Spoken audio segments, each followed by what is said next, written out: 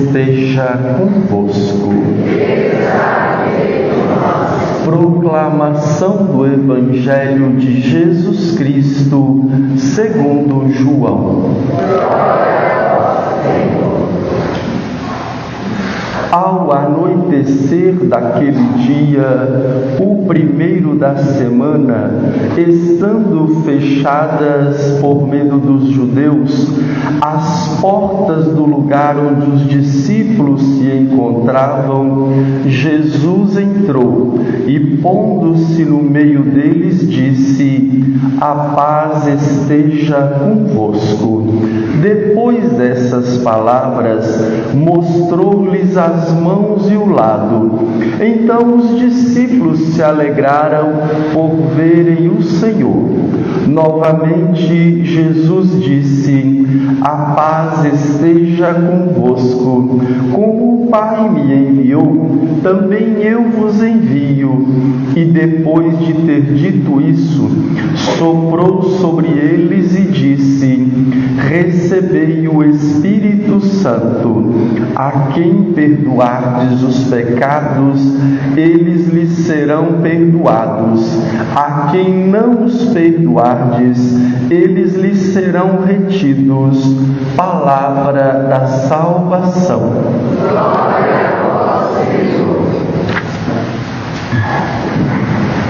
Irmãos e irmãs, 50 dias após a celebração da festa da Páscoa dos judeus, eles celebravam a festa de Pentecostes, que inicialmente tinha a intenção de festejar a colheita da cevada e do trigo. Num momento posterior, celebrava-se também nesta festa o dom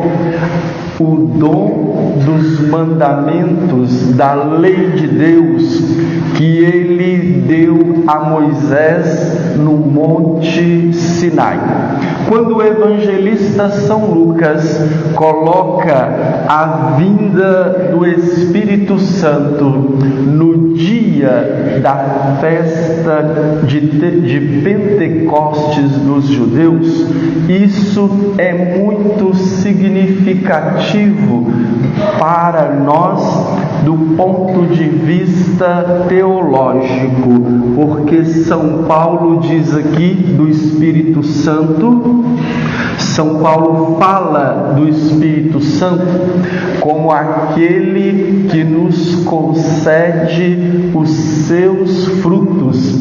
Não mais celebramos a colheita, mas celebramos o Espírito Santo que nos concede os seus frutos, os seus dons carismáticos, os seus dons de santificação pessoal que recebemos na Crisma, os seus dons de serviço que, segundo São Paulo, nos são dados para o bem comum, ou seja, nos são dados para os colocarmos a serviço do crescimento da comunidade e a serviço de cada um dos nossos irmãos de modo particular. Ou seja, a partir do momento que recebemos o Espírito Santo,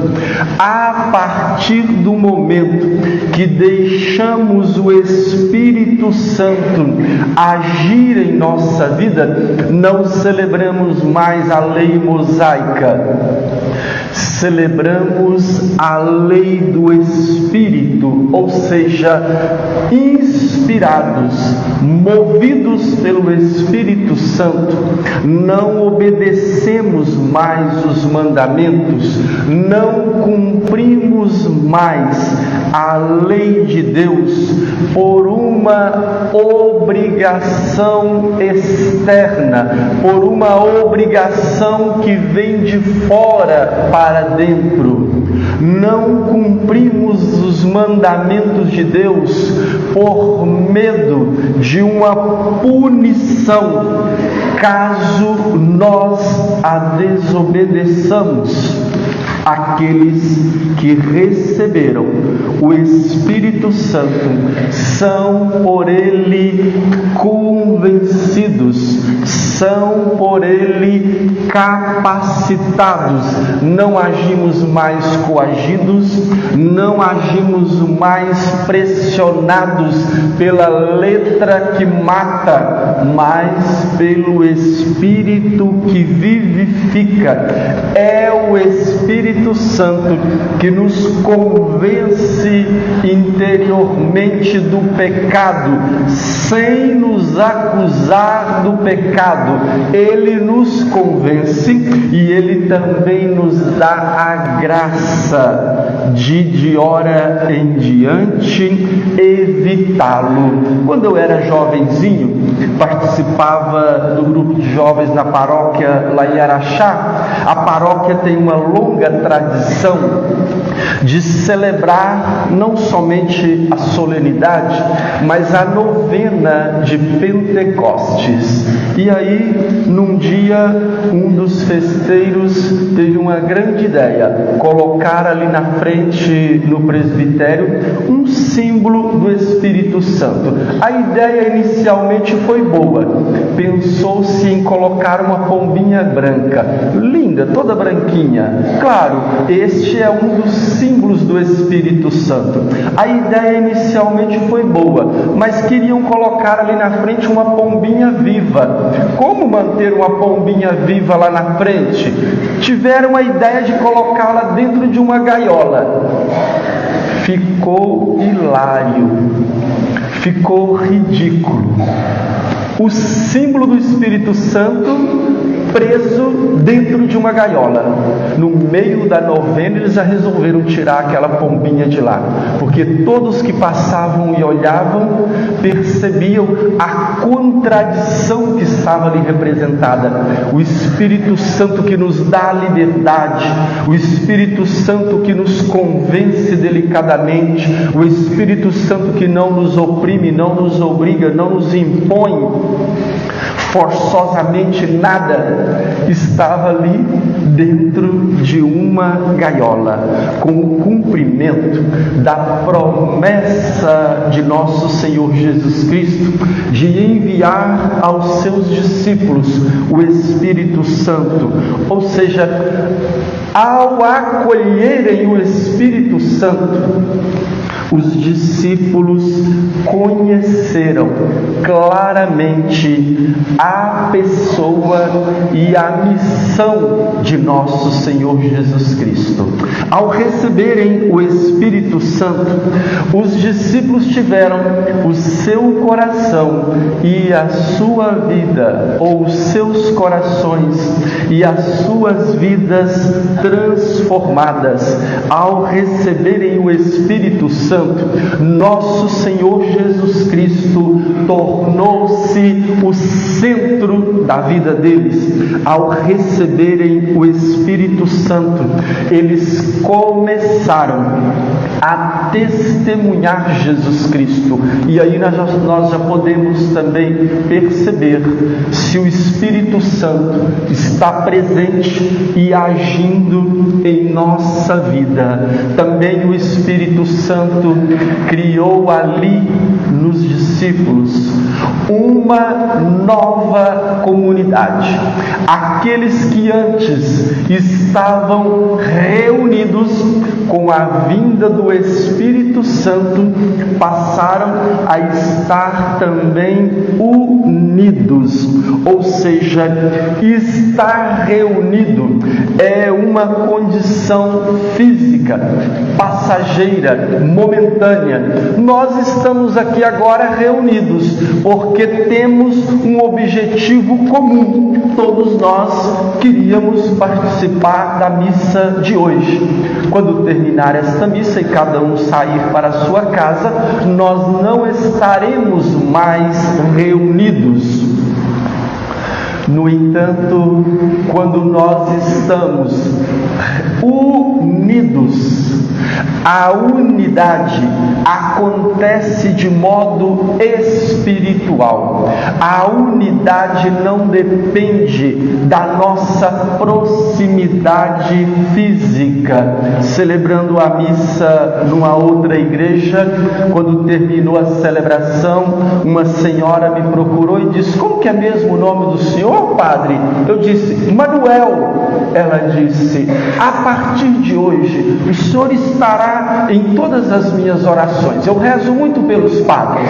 Ou seja, cada um foi embora para sua casa, nós não continuamos reunidos, mas continuamos espiritualmente unidos em oração. São João diz: onde os discípulos se encontravam, ou seja, estavam todos juntos. Qualquer ajuntamento de pessoas é uma reunião. Eles estavam a portas fechadas, recolhidos, inseguros e amedrontados. Ao receberem o Espírito Santo, aqueles que estavam reunidos também passaram a estar unidos. A unidade é esta conexão espiritual que somente o Espírito Santo pode nos conceder. Por tudo isso, nós podemos perceber que acolher o Espírito Santo em nossa vida e dar liberdade para Ele nos inspirar não pode ser na nossa vida uma realidade ocasional, que aconteça de modo esporádico, que aconteça em certas ocasiões especiais.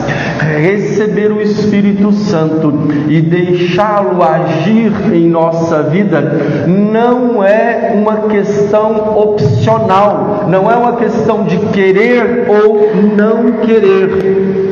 A experiência de Pentecostes que os discípulos vivenciaram e nós estamos recordando e celebrando na liturgia hoje é oferecida particularmente e comunitariamente a cada um de nós.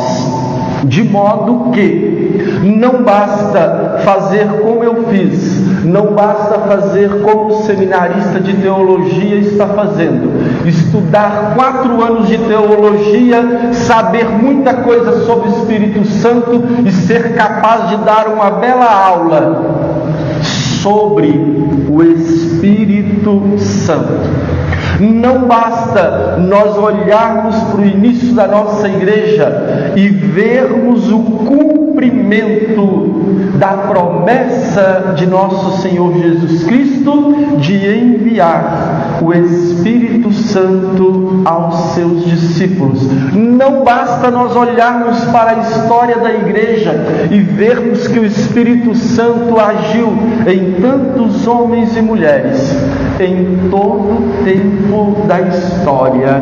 Não basta nós celebrarmos aqui na liturgia a vinda do Espírito Santo sobre os discípulos de Jesus. Não basta nós olharmos para o lado e vermos o Espírito Santo agindo na vida do nosso irmão. É preciso querer, é preciso pedir, é preciso receber, é preciso deixar que o Espírito Santo conduza a nossa vida. Vinde, Espírito Santo, enchei os corações dos vossos fiéis e acendei neles o fogo do vosso amor.